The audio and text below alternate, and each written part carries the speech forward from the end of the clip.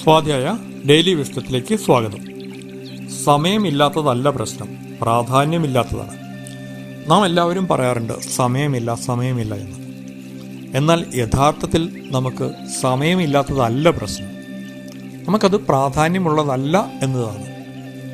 ഉദാഹരണമായിട്ട് നാം തീരെ സമയമില്ല എന്ന് പറയുന്ന ഒരു അവസരത്തിൽ നമ്മളോട് അടുത്ത ഒരാൾക്ക് എന്തെങ്കിലും ഒരു മെഡിക്കൽ എമർജൻസി ഉണ്ടായാൽ നാം എന്ത് ചെയ്യും?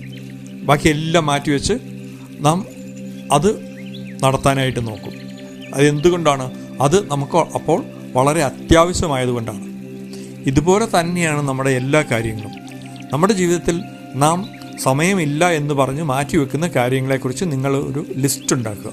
സമയം ഉണ്ടായിരുന്നെങ്കിൽ ഞാനിത് ചെയ്തേനെ, സമയം ഉണ്ടായിരുന്നെങ്കിൽ ഞാൻ പാട്ട് പഠിച്ചേനെ, സമയം ഉണ്ടായിരുന്നെങ്കിൽ ഞാൻ എക്സസൈസ് ചെയ്തേനെ, സമയം ഉണ്ടായിരുന്നെങ്കിൽ ഞാൻ ബിസിനസ് തുടങ്ങിയേനെ. ഈ രീതിയിൽ നാം ഒരു 100 കണക്കിനുള്ള ഒഴിവ് കഴിവുകൾ ഉണ്ടാക്കി വെച്ചിട്ടുണ്ട് സമയമില്ലാത്തത് കൊണ്ട് ചെയ്യാത്ത കാര്യങ്ങൾ. അപ്പോൾ നിങ്ങൾ ചെയ്യേണ്ടത് അത്തരത്തിലുള്ളൊരു ലിസ്റ്റ് ഉണ്ടാക്കിയിട്ട് നോക്കുക.